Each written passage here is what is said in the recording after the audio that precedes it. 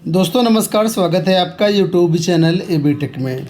आज है 14 जून 2024 और जान लेते हैं आज की महत्वपूर्ण खबरें जो आज के प्रमुख समाचार पत्रों पर छाई हुई हैं और आप लोगों के लिए बहुत ही इम्पोर्टेंट हैं।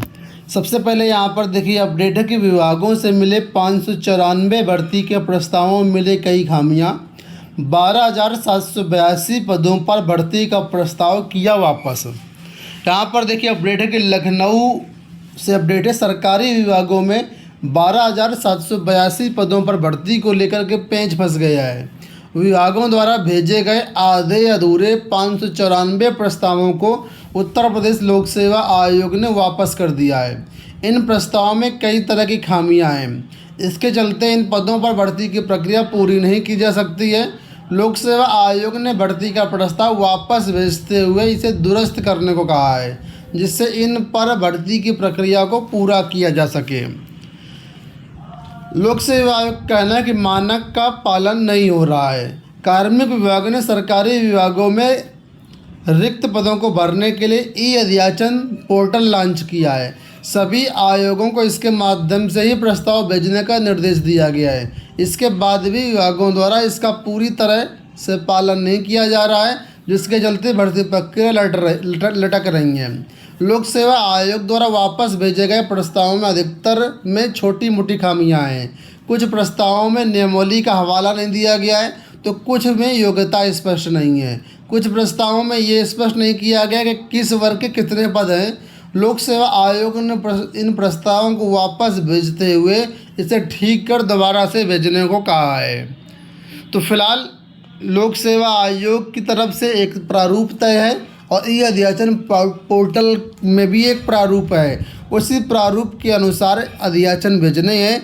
अगर सही प्रारूप पर सारी चीज़ें लोक सेवा आयोग को उपलब्ध कराई जाएंगी तो लोक सेवा आयोग इन विज्ञापनों को जारी करेगा।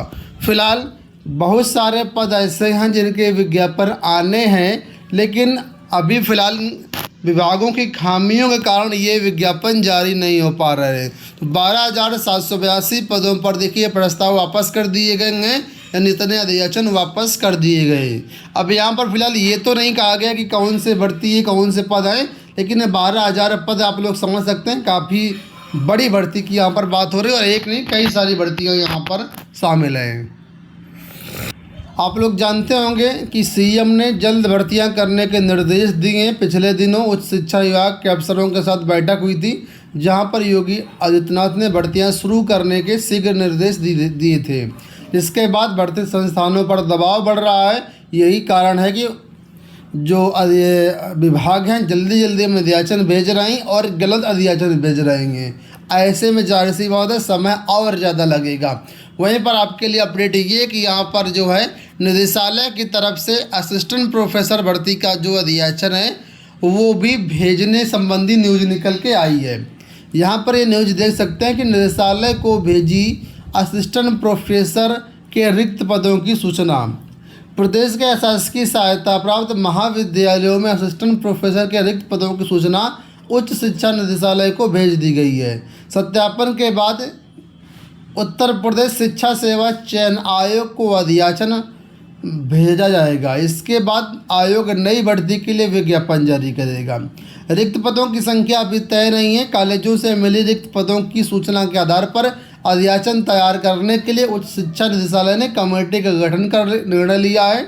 ये कमेटी अगले सप्ताह तक काम शुरू कर देगी। इसके बाद जिन कॉलेजों से रिक्त पदों की सूचना आई है उनका सत्यापन कराया जाएगा। यह सत्यापन भी होगा इसका, और पद रिक्त होने की वजह क्या है, ये सारी चीज़ें जानकारी के बाद जो इनका अध्याचन है वो उत्तर प्रदेश शिक्षा सेवा चयन आयोग को भेज दिया जाएगा।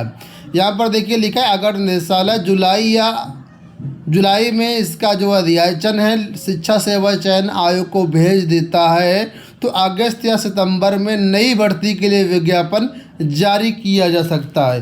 तो ये असिस्टेंट प्रोफेसर की नई भर्ती की बात हो रही है एडेड डिग्री कॉलेजों में। आप लोग जानते होंगे एडेड डिग्री कॉलेजों में 2022 में विज्ञापन आया था, जिसकी परीक्षा पेंडिंग है, वो विज्ञापन की परीक्षा होनी है। लेकिन असिस्टेंट प्रोफेसर की नई भर्ती की भी तैयारी हो रही है। एडेड माध्यमिक विद्यालयों में शिक्षकों और प्रधानाध्यापकों के तबादले ऑफलाइन मोड में किए जाएंगे। कल एक विशेष पत्र जारी किया गया जहां पर कहा गया है कि इस वर्ष ऑफलाइन ट्रांसफ़र किए जाने की तैयारी है और इसके लिए 30 जून तक का समय दिया गया है। तो जो भी लोग ऑफलाइन ट्रांसफ़र कराना चाहते 30 जून तक अपनी फ़ाइल निदेशालय पहुंचा दें। ठीक है, तो आप लोगों का जो है तबादला हो जाएगा।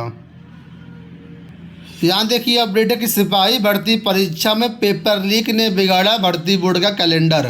सिपाही नागरिक पुलिस के 60,244 पदों पर सीधी भर्ती के लिए फरवरी में हुई लिखित परीक्षा का पेपर लीक होने की वजह से उत्तर प्रदेश पुलिस पर भर्ती प्रोन्नति बोर्ड का कैलेंडर बिगड़ गया है।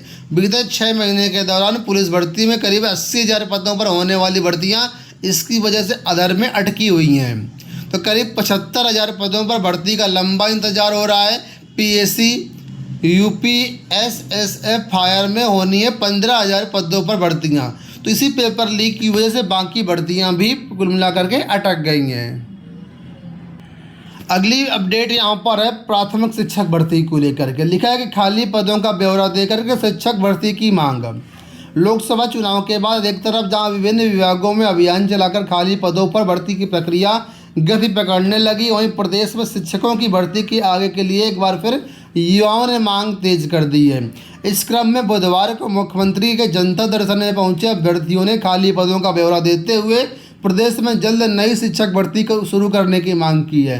डीएड प्रदेश अध्यक्ष नीतीश पांडे के नेतृत्व में पहुंचे युवा मुख्यमंत्री से मिलना चाहते थे, लेकिन उनकी मुलाकात नहीं हो पाई है। तो डीएड छात्रों ने यहाँ पर जो एक बार फिर से प्राथमिक शिक्षक भर्ती की मांग उठाई है और उसकी अपडेट देखिए यहाँ पर भी दी गई है कि डीएड वालों ने की भर्ती की मांग।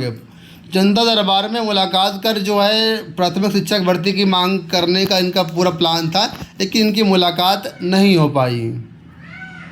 नीट यूजी का मामला आप लोग जानते हो, काफ़ी विवादों में सुप्रीम कोर्ट में जो कल सुनवाई हुई वहाँ पर एनटीए ने स्पष्ट कर दिया कि जिन 1563 अभ्यर्थियों को ग्रेस मार्क मिला है उनका ग्रेस मार्क निरस्त किया जाता है और ये 1563 अभ्यर्थी अगर चाहें तो 23 जून को री एग्ज़ाम होना है और उसमें ये लोग बैठ सकते हैं, एक मौका दिया गया है। तो ये जो एग्ज़ाम 23 को होना है ये फ़िलहाल सिर्फ ग्रेस मार्क वाले अभ्यर्थियों के लिए ही है। जिन 1563 अभ्यर्थियों को ग्रेस मार्क मिला सिर्फ उनको ही री एग्ज़ाम में बैठना है, वो भी अभ्यर्थी चाहें तो। और 30 जून तक फ़िलहाल नतीजे जारी कर दिए जाएंगे। इसका काउंसलिंग 6 जुलाई से ही कराए जाने की तैयारी है। जो अभ्यर्थी परीक्षा नहीं देगा उनकी काउंसलिंग बिना ग्रेस मार्क के कराई जाएगी। देखिए यहाँ पर भी दिया गया है कि नीट में ग्रेस मार्क पाए छात्रों की दोबारा परीक्षा होगी। वहीं पर धर्मेंद्र प्रधान जो कि शिक्षा मंत्री का कहना है कि ना तो भ्रष्टाचार हुआ है ना ही पेपर लीक हुआ है इस मुद्दे पर। अंत में लोक सेवा आयोग से अपडेट है कि चिकित्सा अधिकारी के 382 पद रह गए खाली। तो जैसा कि मैंने कई बार बता चुका हूँ आपको कि स्वास्थ्य विभाग में कोई भी प्रत्याशी कोई भी अभ्यर्थी नौकरी करने का इच्छुक नहीं है। बहुत सारे स्वास्थ्य विभाग में पद खाली जा रहा है। यही हाल देखिए फिर से आज आया है कि यहाँ पर जो करीब 440 पदों पर सीधी भर्ती आई थी, जिसमें यहाँ पर मात्र 58 पदों पर ही चयन हुआ है।